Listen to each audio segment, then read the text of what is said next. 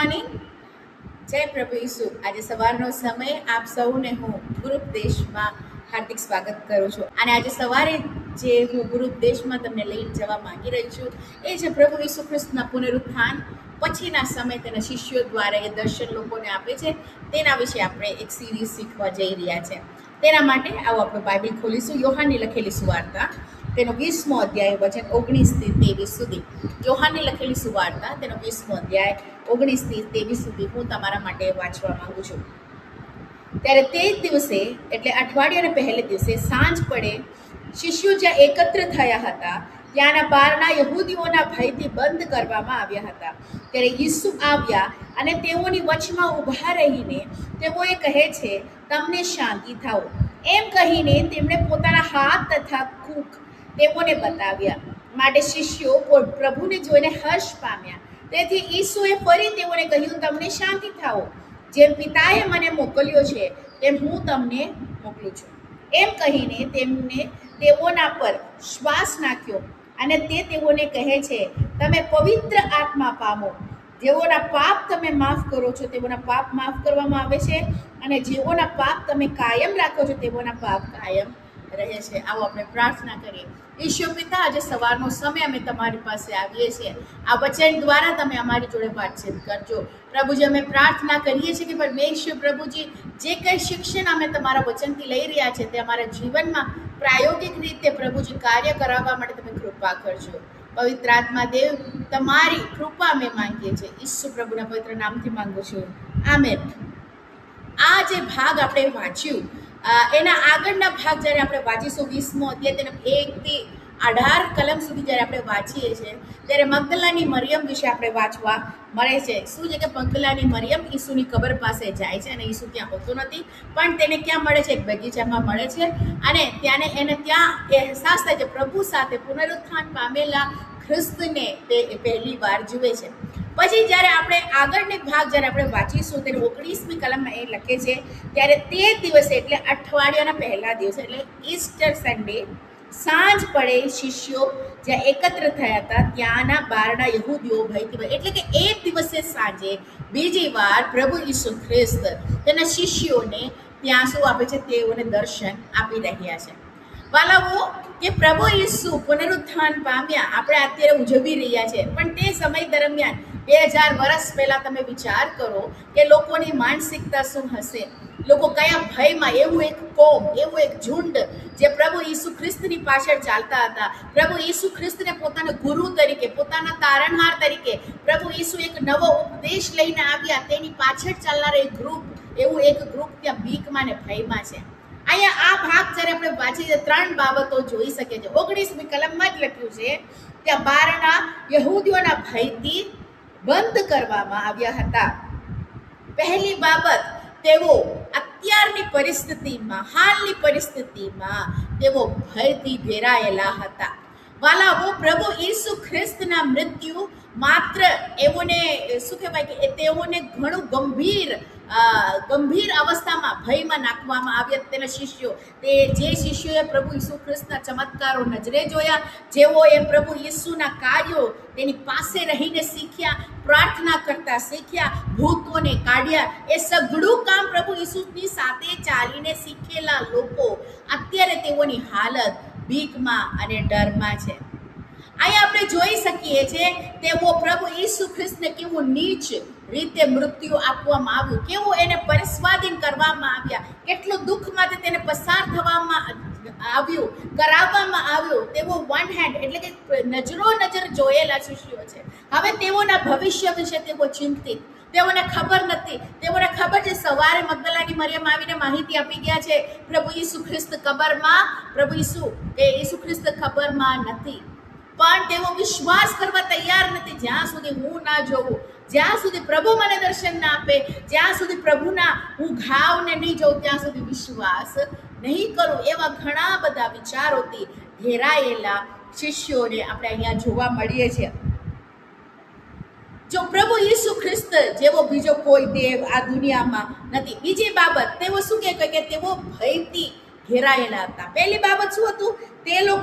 તેઓના દરવાજા બંધ હતા. અને બીજી બાબત શું લખવામાં આવી છે? તેઓ ભયથી ઘેરાયેલા હતા. વાલો પ્રભુ ઈસુનો ખ્રિસ્તનો જન્મ થયો ત્યારે શું સંદેશ આપવામાં આવ્યું છે? ત્યાં બીહોમાં એવી રીતે કહેવામાં આવ્યું. પણ અત્યારે તમે પ્રભુ ઈસુ ખ્રિસ્તના ગેરહાજરીમાં તેના શિષ્યો અત્યારે ભીખમાં સપડાયેલા આપણે જોઈ શકીએ છીએ. અને ત્રીજી બાબત અહીંયા આપણે જોઈ શકીએ છીએ કે શું કહેવાય કે પ્રભુ ઈસુ તેઓની પાસે આવીને તેઓની આ રૂમના બંધ ઓરડીના અંદર આવીને વચ્ચોવચ્ચ ઉભાયેલા આપણે જોઈ શકીએ છીએ. 19માં વચન જ તેની લાસ્ટ ભાગમાં લખ્યું, ત્યારે ઈસુ આવ્યા અને તેઓની વચમાં ઊભા રહીને તેઓને કહે છે, તમને શાંતિ થાવ. વાલાઓ, પ્રભુ ઈસુ ખ્રિસ્ત કોઈ ભૂત બનીને તેઓ લોકોની પાસે આવ્યા નથી. તે 100% દેવ અને 100% માણસ છે. તેની સાબિતી છે પ્રભુ ઈસુ ખ્રિસ્ત તેઓની વચ્ચે ઊભા રહેલા હતા. તેઓ પ્રભુ ઈસુ ખ્રિસ્તને બધી જગ્યામાં શોધતા હતા.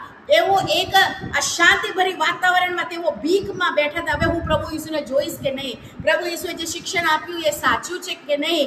હવે પ્રભુ ઈસુ જે કંઈ ત્રીજા દિવસે સજીવન થયા, મગદલાની મરિયમ તો બોલી, પણ એ તો એક સ્ત્રી છે, એની વાત ઉપર અમે કેવી રીતે વિશ્વાસ કરીએ? એવા ઘણા બધા વિચારોમાં ફસાયેલા લોકો અહીંયા બેઠા છે. તેના વચમાં પ્રભુ ઈસુ ઉતરી આવે છે અને શું કહે છે કે શું લખે? તમને શાંતિ થાવ. પ્રભુ ઈસુનો પુનરુત્થાન જે એ સંદેશથી આપણને આપણા જીવનોને ભરે છે એ છે તમને શાંતિ થાવ. હાલેલુયા. પરમેશ્વરનો પુનરુત્થાન જે છે, માર્ગ, સત્ય, જીવન એ છે. એની સાથે પુનરુત્થાન અને જીવન એ છે. કહેનાર પ્રભુ ઈસુ એ આપણને એવી ખાતરી શું આપે છે આપણને જીવનમાં? તમને શાંતિ થાવ. એક સેકન્ડ માટે આપણે આપણી જાતને શિષ્યોની જગ્યામાં આપણે રાખીને જોઈ શકીએ. આપણી હાલત આના કરતાં વધારે ખરાબ હોત.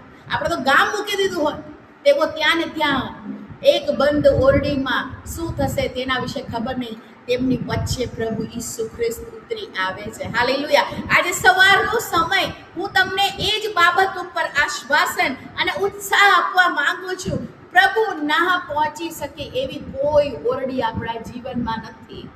હાલેલુયા. દરેક બંધ દરવાજાની અંદર તે પહોંચી શકે છે. એ અંદર આપણે એવી કોઈ બીમારી ના હોય પ્રભુ ના સ્પર્શ કરી શકે. વાલાઓ, તેનું પુનરુત્થાન આપણા જીવનને શાંતિથી ભરે છે. હાલેલુયા. તેના પુનરુત્થાન આપણા જીવનમાં સમાધાન કરાવે છે. સંબંધોમાં પ્રશ્નોના સમાધાન કરાવનાર બાબત છે. આગળ શું લખવામાં આવ્યું છે? વચન 20માં એમ લખ્યું છે, એમ કહીને તેમણે પોતાના હાથ તથા કૂખ તેઓને બતાવ્યા. માટે શિષ્યો પ્રભુને જોઈને શું થયું? હર્ષ પામ્યા. હાલેલુયા. શું લખવામાં? પ્રભુ ઈસુને લાગ્યું આ લોકો મારી વાત ઉપર વિશ્વાસ નથી કરતા. તે લોકો હજી પણ પોતાના મનમાં એમ વિચારી રહ્યા છે, આ પ્રભુ ઈસુ નથી, આપણને વહેમ થતું હશે. એ કદાચ પોતાના મનમાં એમ વિચાર, પ્રભુ સમજે છે એ લોકોની માનસિકતા. એ પ્રભુ સમજે છે એ કઈ શંકામાં તેઓ ત્યાં બેઠા છે. પ્રભુ સમજે છે કે એની મનની હાલત, તેમની અપેક્ષા શું છે અને શું વિચારી રહ્યા છે. પણ વાલાઓ, પ્રભુ ઈસુ ખ્રિસ્ત તેઓને તેમની શંકા, તેમનો ડાઉટ જોઈને, એમના અવિશ્વાસ કહો, તમે ગમે તે શબ્દ યુઝ કરો, પણ તે સગળું જોઈને તેઓને શું બતાવે છે? પોતાના હાથ તથા કૂખ તેઓને બતાવ્યા. હાલેલુયા. તેના પોતાના વિંધાયેલા હાથ, જે જગ્યામાં તેને ભાલો મારવામાં આવ્યો, એ કૂખ તેને બતાવે છે. લોકોને બતાવે ત્યારે તેઓ શું થયા? હર્ષ પામ્યા. હાલેલુયા. વાલાઓ, પ્રભુ ઈસુ ખ્રિસ્ત તેઓના જીવનમાં જ્યારે આવ્યા, એક તો શાંતિ થાવ, બીજું તેઓના જીવનને આનંદથી ભર્યું. આજે તમે ગમે તે ગભરાયેલા હશો, સતાવણીના વચમાં હશો, તમારા જીવનમાં પુનરુત્થાન વિશે તમે સાંભળ્યું, પ્રભુ ઈસુ તમારા માટે અદ્ભુત કાર્ય કરશે, પ્રભુ ઈસુ મૃત્યુ ઉપર જીવિત થયેલા છે, એ સગળું તમે ઘણી વાર સાંભળ્યું હશે. પણ વાલાઓ, આજે તમે ગમે તે બંધ ઓરડીની અંદર ભીખમાં તમે બેસેલા હોય, પ્રભુ તમારી આગળ આજે ઊભા છે અને તમને કહે છે કે તમને શાંતિ થાવો, અને પોતાના વિંધાયેલા હાથ કરીને બતાવે છે, હું એ જ ખ્રિસ્ત છું. તે જોઈને તમે આનંદિત થાઓ, કેમ કે આપણા પ્રભુ ઈસુ ખ્રિસ્ત જીવિત ઉઠ્યો છે. હાલેલુયા. આજે સવારનો સમય હું તમને આ જ વચનોથી ઉત્સાહિત આપવા માંગુ છું. ફરી એકવાર 21મી કલમમાં એમ કહે છે કે ઈસુ ફરી તેઓને કહ્યું, તમને શાંતિ થાવો. જેમ પિતાએ મને મોકલ્યું છે તેમ હું તમને મોકલું છું. હાલેલુયા. પરમેશ્વર આપણા જીવનમાં અદ્ભુત કાર્ય જ્યારે કરે છે, એક શાંતિનું અકમ્પ્લિશમેન્ટ, ત્યાં સ્થાપના પ્રભુ કરે છે લોકોની અંદર.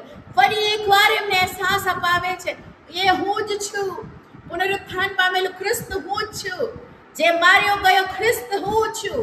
એ જ ખ્રિસ્ત આજે તમારી આગળ ઊભા રહીને કહે છે કે તમને શાંતિ થાવું. આજે સવારનો સમય, હું આશા રાખું છું કે આ વચન તમને હિંમત ને બળ આપશે. હું આશા રાખું છું કે આ વચન તમારા જીવનમાં અદ્ભુત કાર્ય કરશે. હાલેલુયા. આ વચન તમને આગળ વધારશે. વાલાઓ, આ સંદેશ લઈને આપણે આગળ વધીએ. તેઓના પુનરુત્થાનથી મળેલું સંદેશ શું છે? તમને શાંતિ થાવ. પ્રભુ ઈસુના જન્મથી આપણને સંદેશ શું મળ્યું? બીહો નહીં. શું કહે છે કે બીહોમાં, એવું પરમેશ્વરનું વચન આવ્યું. તો પ્રભુ ઈસુના પુનરુત્થાનથી આજે તમને જે સંદેશ મળે છે, શું મળે છે? કે તમને શાંતિ થાવ. આ વચન પ્રભુ તમારા જીવનમાં કાર્ય કરે. આવો આપણે પ્રાર્થના કરીએ. ઈશ્વર પિતા, આજે સવારનો સમય પ્રભુ તમારા પુનરુત્થાન ઉપર અમે વિશ્વાસ કરીએ છીએ. મારા વાલા ભાઈ બહેનો જે મારી સામે બેઠા છે, પણ બેસ્યો પ્રભુ આ વિડીયો જોઈ રહ્યા છે, પ્રભુ અમે પ્રાર્થના કરીએ છીએ એમના જીવનના ગમે તે બંધ દરવાજાના અંદર એવી કોઈ પરિસ્થિતિમાં તેઓ બેઠા હોય, તમે તેઓની સાથે રહેજો, તેમના પ્રશ્નોના ઉત્તર આપો. ઈશ્વર પિતા, અમે પ્રાર્થના કરીએ છીએ એમના શાંતિભર્યા જીવનમાં તમારા શાંતિ તમે સ્થાપના કરો, એવું થવા દેજો. પ્રાર્થના સાંભળી બદલ આભાર. ઈશ્વર પિતાના પવિત્ર નામથી અમે માંગીએ છીએ. આમેન.